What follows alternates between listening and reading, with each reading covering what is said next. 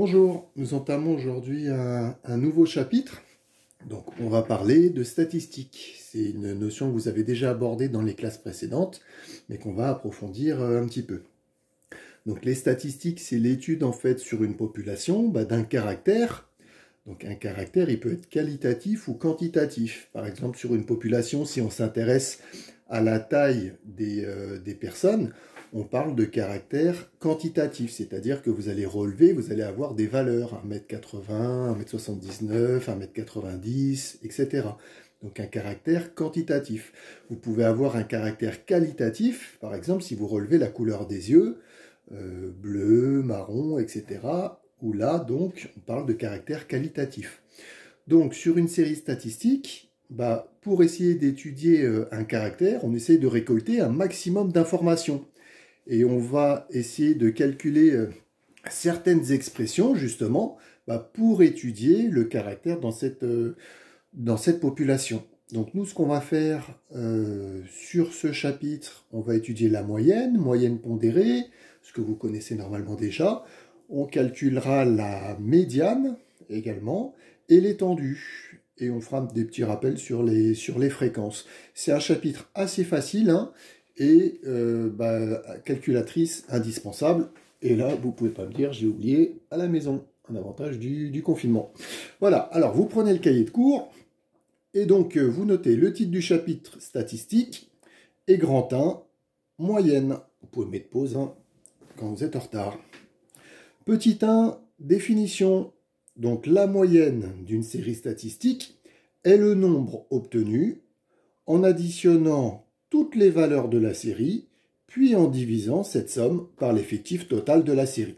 C'est ce que vous faites quand vous calculez en fait votre moyenne trimestrielle. Vous prenez toutes les notes et vous divisez par le nombre de notes, sans pour l'instant se soucier des coefficients.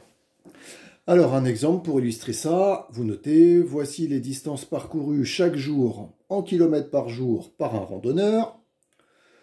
Déterminez la distance moyenne parcourue chaque jour. Donc j'ai donné les valeurs 4, 5, 4,5, 6, 8, 6,7 et 5. Alors vous présentez à chaque fois la moyenne. Donc là on va noter soit D, la distance moyenne parcourue chaque jour, D égale, et on fait donc la somme des valeurs. Donc 4 plus 5 plus 4,5. Quand on a beaucoup de valeurs, on peut se permettre de mettre 3 petits points. Plus 3 petits points et la dernière valeur. Ça passe, même en devoir. Divisé par le nombre de valeurs, on avait donc 7 valeurs. On retrouve 5,6. On vérifie si c'est cohérent. Les valeurs ici allaient de 4 à 8. Donc obligatoirement, votre moyenne, elle doit être entre 4 et 8. Si vous avez des notes entre 13 et 17 et que je vous mets 10 de moyenne, vous allez venir me voir, il y a un souci. Donc on trouve 5,6. La distance moyenne parcourue chaque jour est de 5,6 km. Donc c'était le premier paragraphe assez simple. Vous sautez une ligne et vous notez petit 2, moyenne pondérée. Donc quand on commence en fait à avoir une série statistique avec plus de valeurs, c'est-à-dire que là on a étudié la distance moyenne, enfin la distance parcourue chaque jour, avec une série statistique d'un effectif de 7, il y avait 7 valeurs, mais imaginez si vous avez 100, 200 ou beaucoup plus de valeurs, vous ne pouvez pas en fait raisonner comme ce que nous venons de faire la somme des valeurs divisée par l'effectif total. Donc on va voir avec la moyenne pondérée. Donc vous allez à la ligne et vous notez définition, et vous notez la moyenne d'une série statistique pondérée par les effectifs. C'est-à-dire on donne un poids en fait à chacune des valeurs, est le nombre obtenu en additionnant les produits de chaque valeur par son effectif, puis en divisant cette somme par l'effectif total. Alors, exemple, à la ligne, voici les notes obtenues par une classe à un DS de mathématiques. Alors, au lieu, vous voyez, de faire une liste avec 4, 12, parce que 4 élèves ont eu 12, donc au lieu de faire 12, 12, 12, 12, 10, 10, 10, 10, etc., on rassemble en fait dans un tableau des effectifs, et ne pas confondre la grandeur, le caractère auquel on s'intéresse, et les effectifs. Donc là, il y a 4 12, il y a 4 10, il y a 2 11, il y a 2 8 et 1 5. Et quand les valeurs sont rassemblées sous cette forme-là, bah, ça va être plus facile en fait pour calculer la moyenne. Alors pareil, on présente la grandeur, soit M, la moyenne de la classe, M égale. Et donc dans la définition, on a dit en additionnant les produits de chaque valeur par son effectif.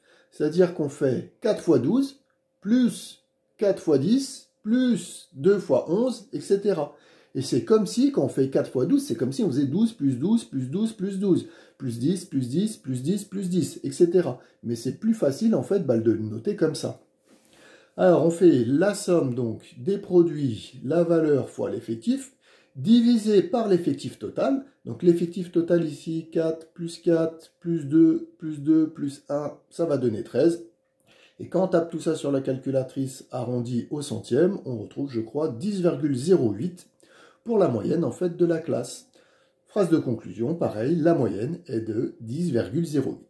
Donc ça dépendra la taille en fait de votre série statistique, si vous avez un nombre limité de valeurs, ou alors si on vous la donne sous la forme d'un tableau des effectifs, ou alors sous la forme d'un diagramme, on verra ces cas-là.